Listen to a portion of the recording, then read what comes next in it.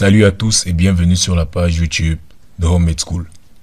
Dans cette vidéo, nous allons voir les jointures.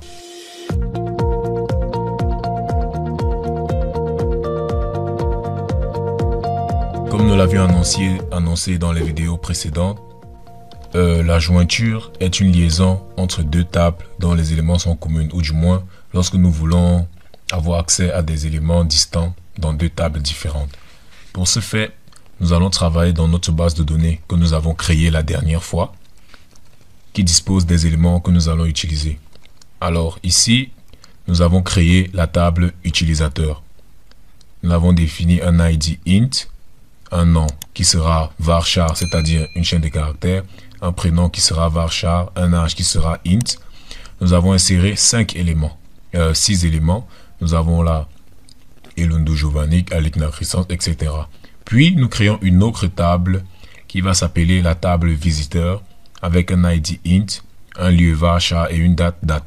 Ça veut dire quoi? Nous supposons que nous avons dans la base de données une table qui a les données sur les utilisateurs et une autre table qui a les données sur les visiteurs. Bien sûr, les visiteurs peuvent être des utilisateurs. Oui, et forcément, c'est le cas. Alors, nous allons d'abord faire un test de vérification. Nous allons faire un select all from utilisateur. Une fois que c'est fait, nous sélectionnons. Une fois que c'est fait, nous voyons donc que les données ont été bien enregistrées.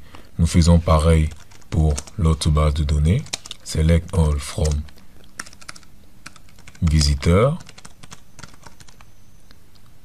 Nous sélectionnons, puis nous exécutons et nous voyons que il y a un problème sur le nom visiteur, oui.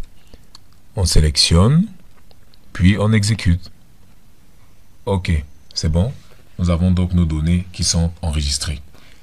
La jointure, en fait, est une opération qui se fait dans les bases de données. La jointure est une multiplication de tables, fondamentalement. Alors, pour tester ce qu'est une jointure, il suffit de faire une sélection et appeler deux tables différentes. Par exemple, si je fais un select all from utilisateur, virgule, utilisateur, virgule, visiteur. Lorsque je vais sélectionner, vous allez voir ce qui va se passer. Je sélectionne tout dans deux tables. Lorsque je mets utilisateur, virgule, visiteur, il va se créer ce qu'on appelle une jointure. On exécute.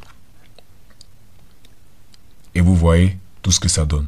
Ça nous donne une grosse table qui a en fait les éléments de la table utilisateur et de la table visiteur multipliés. Ça veut dire que pour chaque élément de la table utilisateur, il a fait une correspondance avec la table visiteur. C'est facilement perceptible. Par exemple, ici, nous avons ID1 Elundu Jovanik, son âge, qui correspond au premier élément de la deuxième table. On prend celui-ci qui correspond toujours au premier élément de la deuxième table, puis celui-ci qui correspond au premier élément de la deuxième table. Et on va se rendre compte qu'en fait, il y a une multiplication qui s'est passée.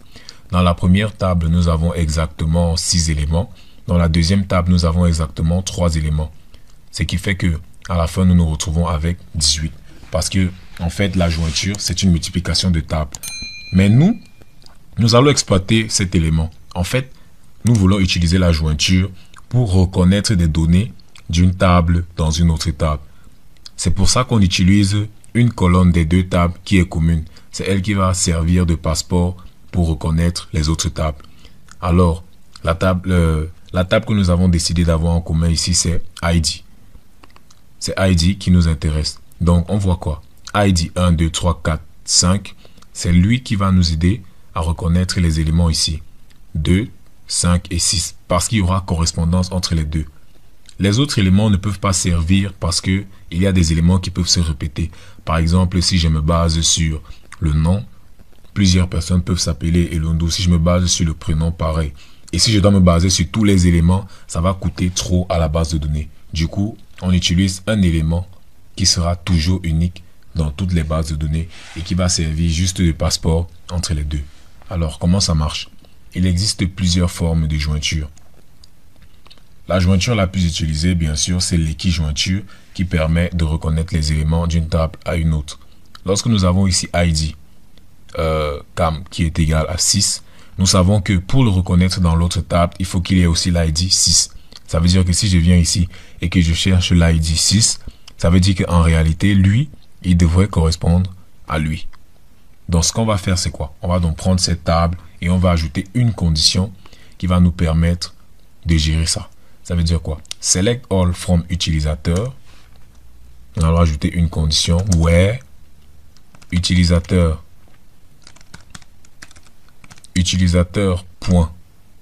.id, ça signifie l'ID de la table utilisateur soit égal à visiteur.id.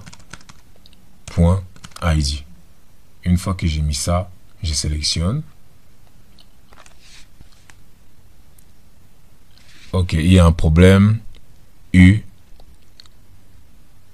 Utilisateur. Ok, il suffit de coller le nom.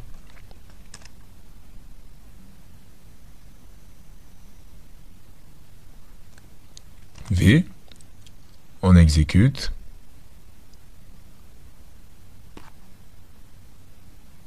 Et voilà.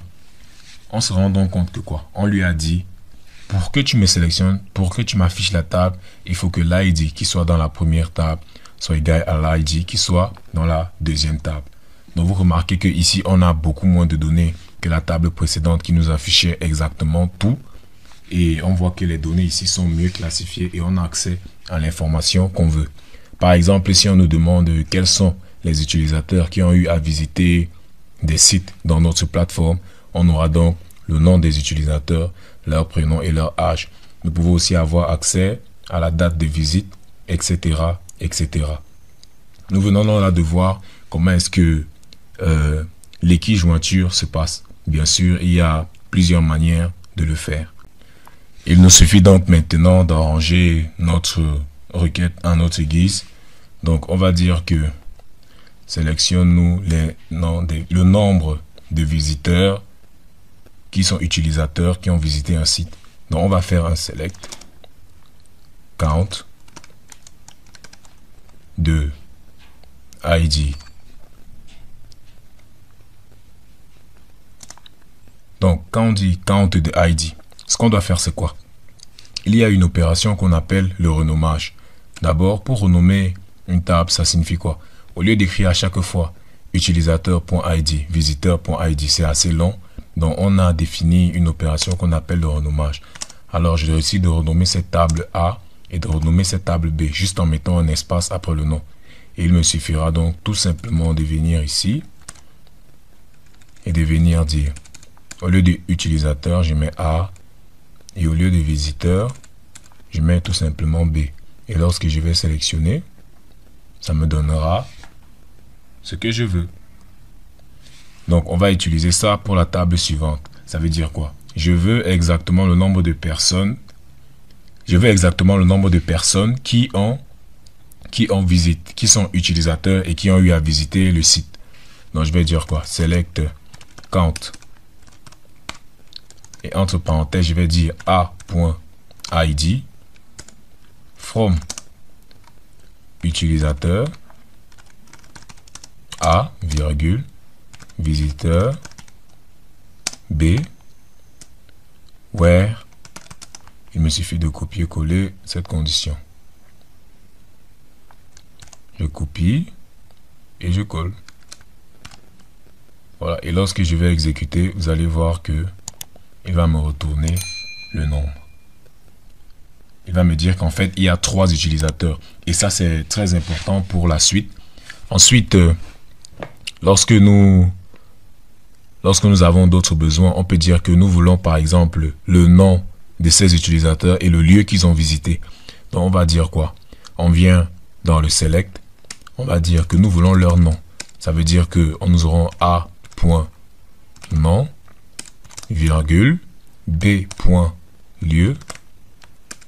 Et voilà. Lorsque nous exécutons donc la requête, nous avons ici ceci. Lorsque nous exécuterons dans la requête, nous avons la Aligna qui a visité Ekogassi. Baoken qui a visité Obala et Cam qui a visité ça. Donc, nous arrivons donc au terme de cette vidéo sur les jointures. Les jointures sont des opérations très utilisées et très importantes en base de données. N'oubliez pas de liker et de vous abonner. Dans la vidéo suivante, nous allons passer à la deuxième partie de cette formation qui sera le SQL spatial. Nous allons utiliser le logiciel QGIS et nous allons faire une connexion à la base de données et faire les bases pour la manipulation des données spatiales. Merci.